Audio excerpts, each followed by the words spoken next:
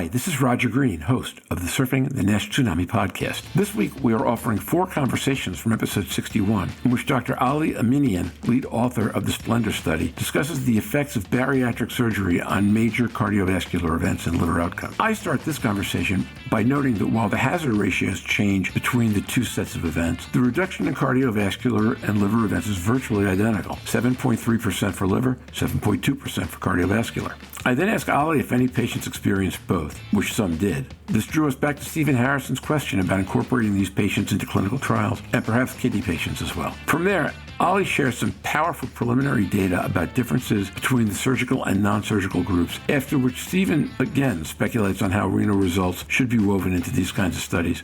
And finally, Ali asks whether cirrhosis can truly be regressed, and that leads into the dialogue that ends this conversation. This paper is important in many ways and provides powerful, dramatic data about the effect of weight loss on cardiovascular and liver outcomes. So, sit back, listen, enjoy, learn, and when you're done, join the conversation in our LinkedIn and Facebook discussion groups.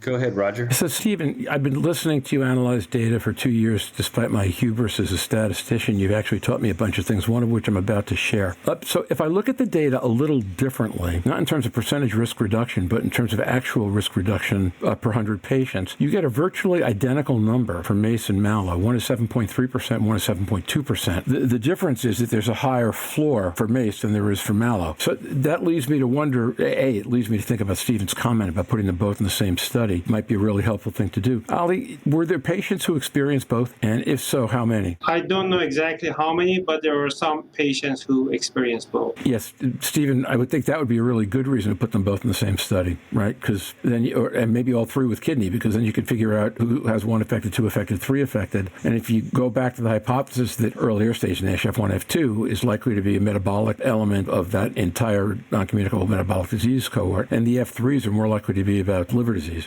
about MALO, then it would really be interesting to see how all those things align and coordinate. Yeah, absolutely. You know, there probably is a situation where earlier stage disease will present more with cardiovascular outcomes, late stage disease presents more with liver-related outcomes, and then a Venn diagram, if you will, an overlapping portion of probably F2s and 3s where you have a mixed bag. That probably includes the F2s that are rapid fibrosis progressors, that are likely diabetic and maybe have genetic polymorphism risk factors that drive disease as well. Ali, maybe this is beyond the scope of the paper, but just kind of thinking about your data set, 2 things come to mind. Do you have data to retrospectively look at paired liver biopsies in any of this cohort? And do you have any data on F4 population? That's kind of a 2-part question. And then another question would be, and if I don't ask it now, I'll forget it. So I'm going to ask it, and hopefully Roger or Wayne or you can remember it. And that is, did you collect any specific NITs or non-invasive tests that we talk about today and use in our vernacular? Things like even ALT, FibroScan to any degree, any MRI data. I know you didn't probably collect Pro-C3 and L if it wasn't around. You probably didn't have stored serum, I'm not sure. But just some basic things like FIB4,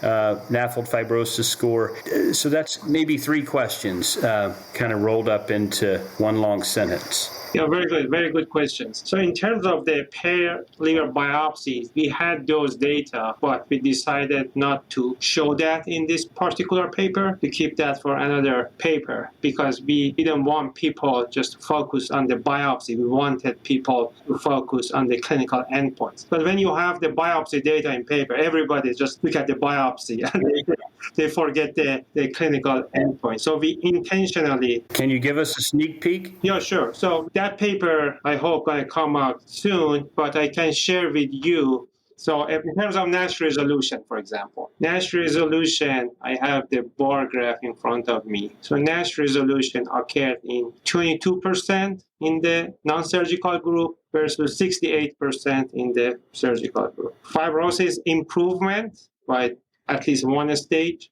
21% in the non-surgical group versus 64% in the surgical group. Having both criteria of NASH resolution plus fibrosis improvement, 12% in the non-surgical group met that criteria versus 50% in the surgical group.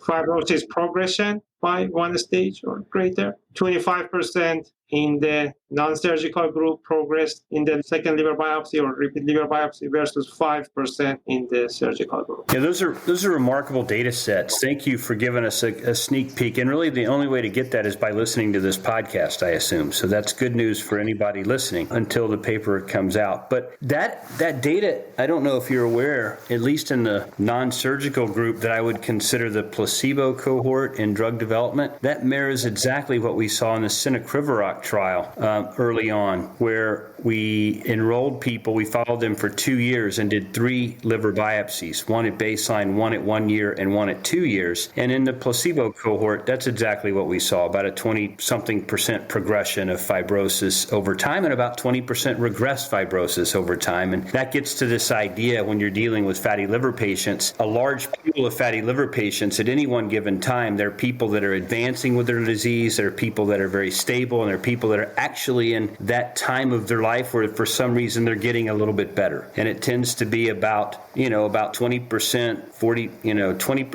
60%, and 20%. That's kind of the 20% better, 20% worse, 40%, 60% staying about the same. So you just essentially mirrored the placebo cohort of drug trials, where we've been able to calculate that over a 2-year period. The prevention of fibrosis progression in the bariatric cohort is incredibly novel data. We often, in drug development, forget about stability of disease. We either focus on improvement of disease or worsening of disease, but there's something to be said for keeping a patient stable. Even in my cirrhotic cohort of patients, I had them in clinic this past week where many of them, for some reason or other, I had a whole bunch of cirrhotics that came into clinic. Many of them were well-compensated child A's that feel perfectly fine, and their comment to me is, "Doc, I feel like I'm a walking, ticking time bomb. When am I going to decompensate? Is it tomorrow? Can I go on a vacation? What's my risk? Can I have any salt at all? Can I occasionally have an alcoholic beverage?" And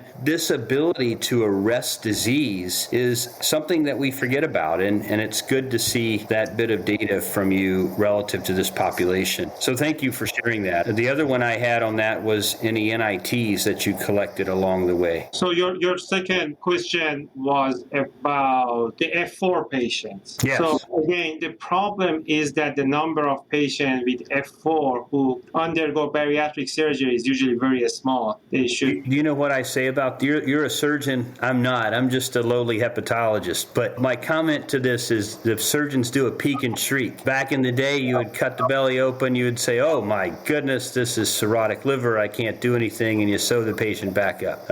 We call that a peek and shriek down here in Texas. But we are more aggressive than, I guess, surgeons in Texas. But again, the number of patients were very small. But we look at those data. So I hope we're going to have sufficient number of patients. So we are actively working on that project now to have a sufficient number of patients with F4 who had surgery. I would assume we probably in our database, we have around 100 patients, and then we can have enough control patients and then look at their outcomes. The good point is that we're going to include patients who had compensated cirrhosis, and then we're going to look at the decompensation as an endpoint. The good point is that the event rate is much higher in those patients, and although the sample size is smaller, with the good follow-up time, I hope we're going to see losing weight can decrease the risk of or rate of progression to decompensated cirrhosis in patients with F4. And we may be able to ask some of those F4 patients who had bariatric surgery, ask them to come back for repeat liver biopsy to see if surgery could lead to regression of cirrhosis. That's the other possibility that may happen. So my question, Stephen, for you, regression of cirrhosis, do you think that can be a possibility? So it happens with viral hepatitis, right? With HCV hepatitis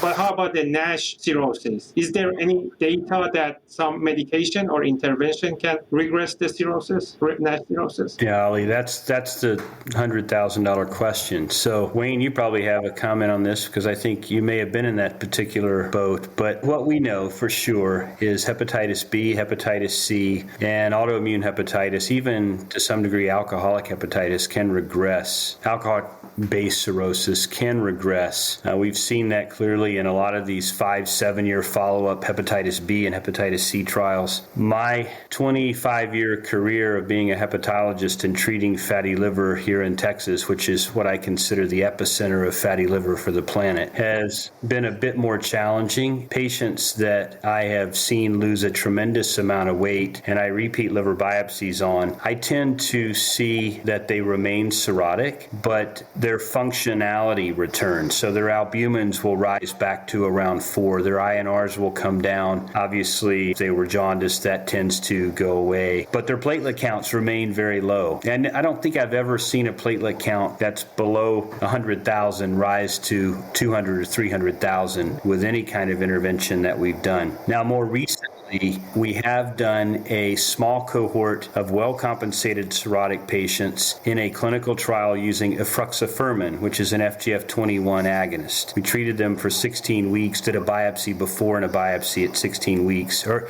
actually it's more around 20 weeks or so we did the biopsy. And in that particular cohort, we showed regression of cirrhosis in a third of the patients. So about 33% were no longer considered F4. And to go along with that, all of the NITs we measured significantly were associated with a dose response improvement that you could say kind of would validate what we saw histopathologically. Having said that, it's a small study, short treatment duration, and so sampling variability and heterogeneity of the sample all come into play, and you can poke holes in that data set all day long and argue one way or the other. I'm biased. Since I did the trial, I'm in favor that we actually did see a histopathologic benefit, although it has not been put through AI digital pathology. I don't have PathAI or HistoIndex or other AI data to corroborate that finding. I do think it is possible to move a well-compensated child's acirrhotic off of an F4 platform and show regression of disease.